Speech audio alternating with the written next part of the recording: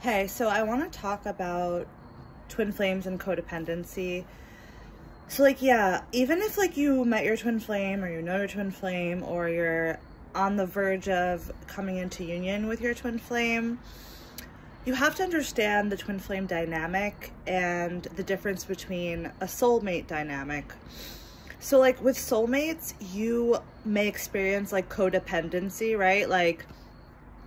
I really want to feel romanced, so my husband buys me flowers, and my husband maybe pays for my bills and whatever. I'm just giving an example. It's not necessarily true with all soulmates, obviously, but in your twin flame relationship, it's you suddenly realize if you don't want to have a soulmate type relationship with your twin flame, whereas you'd rather have an actual healthy relationship, that would mean that there would be literally no codependency in your union, which to me, I'm realizing that's not really a small deal, right? Because we're so used to being dependent on others to fill us up somehow. Even as babies, we are dependent on our parents to give us love, to give us food, to give us a roof over our head. And we just kind of learn that in order to survive in this world and thrive, we have to have all these codependent relationships.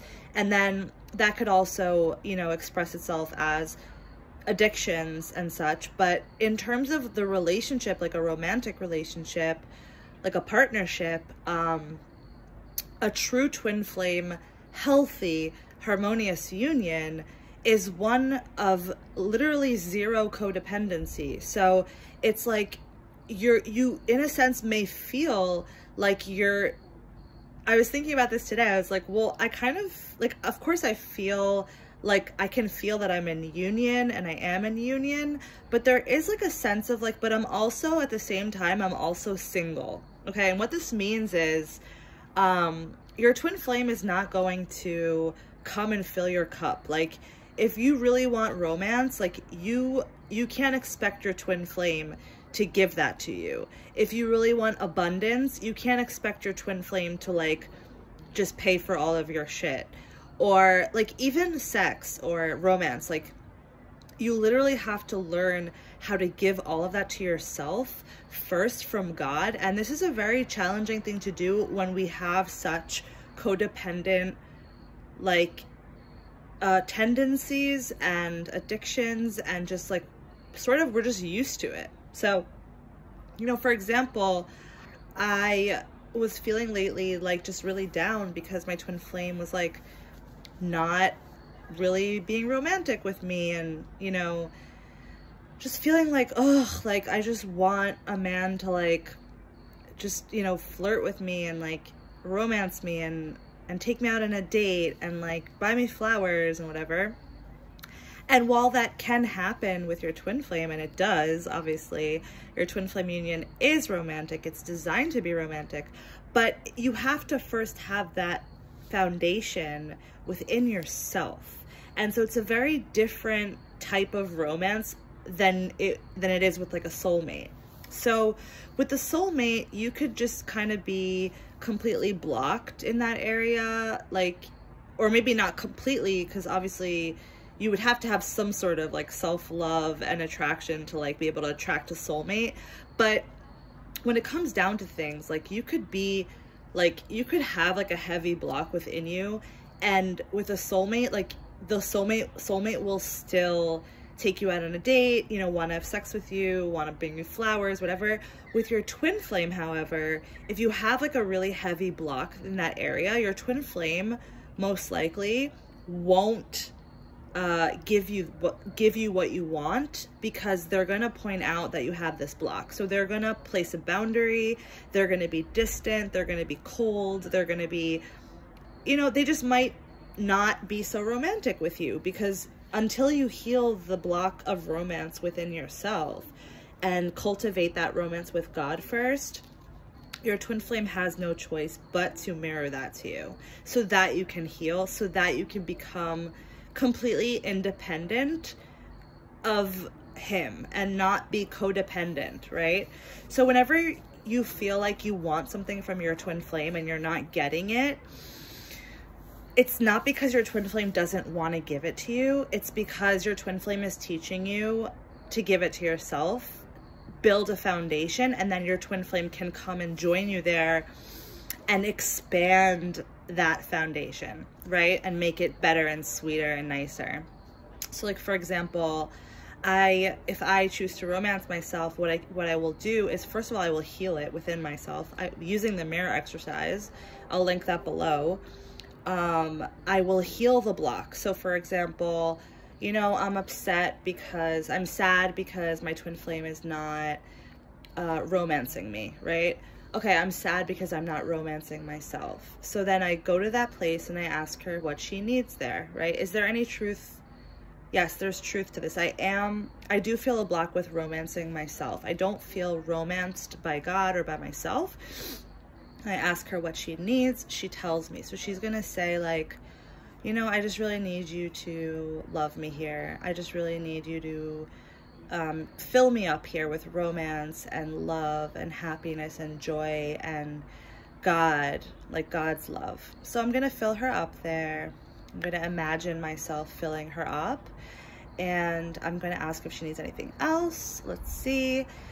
She wants peace. She wants to feel complete, like all onto her own. She doesn't want any lack.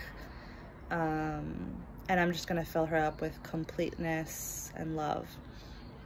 And then as I fill her up, I realize she just comes closer. I give her a hug and she just melts into me. And I choose to cultivate more romance in my life. This is the new core choice that I'm making. And as I make this core choice and I ground the healing, my twin flame is making that same choice simultaneously together while I'm doing it, because we're one, right?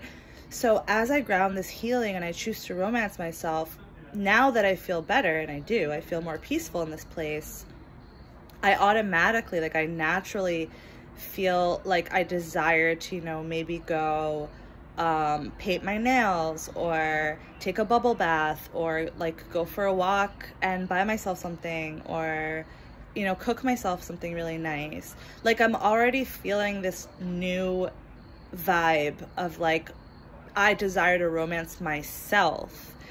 And when I romance myself and I put that first, my twin flame is going to feel that and they're going to want to romance me even more, right? So, and I live with my twin flame. We live in the same house. We're married. And I notice this all the time. Like I'm romancing myself, loving myself, healing myself, and then my twin flame like miraculously, you know, comes to the bedroom from the living room and like starts trying to like be in my area, like wants to be around me, right? And then he'll randomly be like, come on, like get dressed, like we're going out to eat, or, you know, I bought you this gift, or whatever it is, right? So yeah, so I just wanted to come on here and really reiterate the difference between what romance may be experienced like in a soulmate codependent relationship versus romance in a twin flame union. It's very different and it takes some time to like getting used to. Ultimately, as challenging as it may be if there are blocks involved, but ultimately it feels the best to be in a twin flame union, because ultimately the fact that you feel filled up inside and complete and whole and independent is like the most freeing feeling ever. And to have that experience and then have your twin flame just kind of like mirror that back to you and like expand the good is so much better than being like temporarily filled up by a soulmate and then having to refill that same place again and again and again, because it's never going to feel satisfied unless you heal it at the core. So with a soulmate, it's almost like, metaphorically speaking, you can put a band-aid on the wound, but you're not actually healing the wound. So every time the band-aid is like ripping off or coming off, you need to put a new band-aid on it. Otherwise it's not gonna heal or whatever. And yeah, with a twin flame, it's just perfect. So I'll link all my info if you guys want to meet up with me. And please like this video if you liked it, subscribe if you haven't already, comment and give me some ideas of what you guys want me to talk about, and I will see you in my next video. Bye.